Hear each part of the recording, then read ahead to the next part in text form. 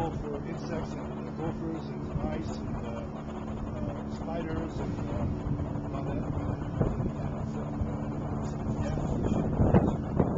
We leave all of our cuttings when we prune out in the vineyard row, and we have a tractor that goes down, an arrow gauge tractor, that chops it all up and mulches it back into the soil until each row up another year. We plant a cover crop that's basically mustard, barley, fescue, and other things to keep the moisture down in the wintertime, and then also provide nutrients, nitrogen, and the other carbohydrates for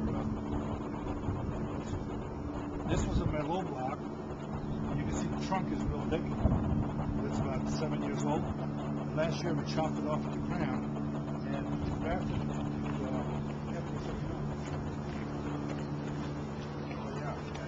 Right. Here's the trunk. Yeah. This is the new Kevin Sauvignon that's going to give us fruit this year. You see how heavy this is loaded? Yeah. 1, 2, 3 clusters per spur. If we left all that on, we would get about 8 tons per acre. And if I was selling the fruit to a Behringer, which is what they wanted, we'd sell them 8 tons. But since you're making the wine, we're going to drop this down to 1 cluster. But we'll wait. Initially, this is right now flowering. You see the little this plant. That's the white one. Expensive markets on it. Taken in half. Juice to so I know that cat will grow healthy for a long time. That's what we do with fat cat. So we have 2 clones kind of in here.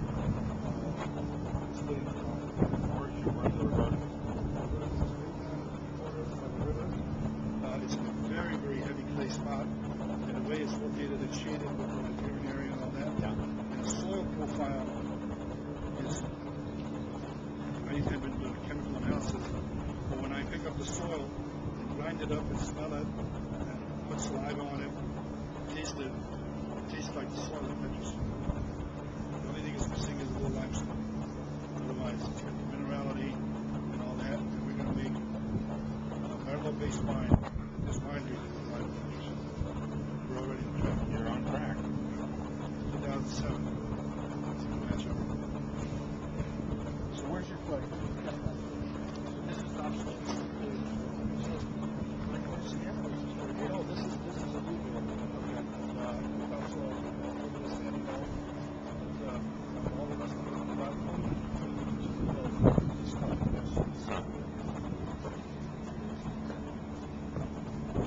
so we do everything here by hand. No machinery other than the tractor. This week also. We have a vineyard management company called Vineyard Managers. They hire crews. They come over here and work the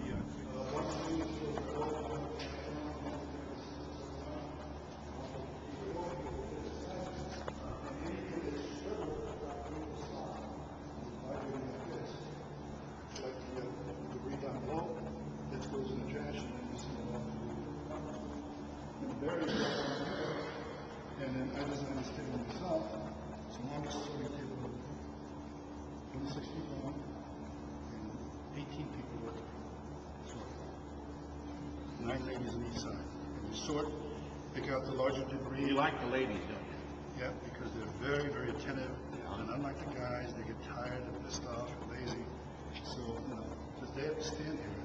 If we have a 5-ton pick, it's 1,400. This belt only moves a half a ton. Everything gets sorted. It used to be that we had this table, and when they picked out the debris, they had to turn and put it in the trash can. So, okay, it's going to really hurt them one of these days. So, came up with the system so they don't have to take the rise. They simply put it here, and keep it. And it goes down and it breaks it out. And you see there's a diversion chute on both sides. It diverts what you want into. When you say hurt, you know, physically. Yeah, physically. Yeah. And even now, remember these little chairs? They just take the pressure off. Yeah. Now we rotate it. You can't have the same lady working here 10 hours. So you're constantly rotating. And and this is hard work because it's moving, and you're kind kind of, that thing is vibrating, this is moving, you're moving, and so you got a lot of tension. The time and motion study man would have said you've done the right thing. Yep. Yep. I think our wine roll demonstration will be happening. So the very end, when the food comes off, it looks like that. Individual. Wow. There's not a single stem jack in any of those berries. There's not a single degree of any kind. There are no screws. So then it goes into the hopper. This is a neutral auger. It doesn't crush the grapes, it doesn't crush the berries. And then we're using this peristaltic pump that I became familiar with in the fish hatchery business in the Northwest. We transfer little live fish from one pond to the other pond without killing them. You know, it used to be that the ponds were built for cascading, and then you had a chute, you open the gate, all the fish would be down the chute, a third of them would be killed, and of course immediately they came into pneumonia, they poisoned the rest of the fish. So the Europeans have come up with this pump, it's called a peristaltic pump. Inside of it is a 3-inch diameter hose, about 1 inch thick, with an offset can, the motor runs, a big size motor, as it goes by, there's the can, it squeezes the tube, and everything in front of it pulses out, just like when the tube is. So it comes out like a peristaltic wave. Yep, exactly.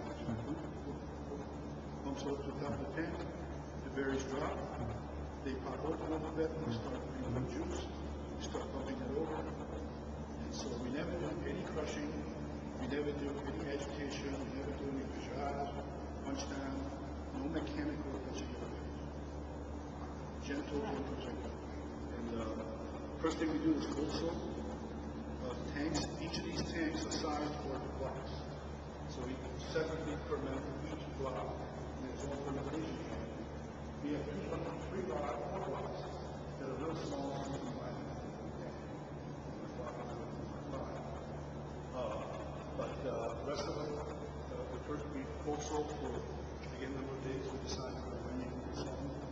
My son and I have tasted juice from day one. We initially, after the first day, we drain off 3% of the juice. The second day, we drain off another 4 or 5% of the juice. We make it into a juice. We drain it off also to concentrate the juice so that we don't have to do over extraction. Then after 4, 5, 7 days, or whatever number of days, we like the flavors, and then start turning the temperature up slowly, inoculate it with yeast, and we do heat on like fermentation. When that's done, grab it through out the valve into barrels, and we do barrels of the rooms.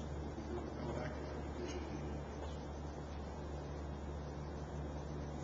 And everything here are completely fanatical and paranoid about that. Yeah, I see so many wineries around the world who also people do this. They're very grateful for the wines and very nice Spanish. And so many wineries are contaminated. And, you know, why not? This is only second to last. Bring in very high levels of fructose and glucose, fungus,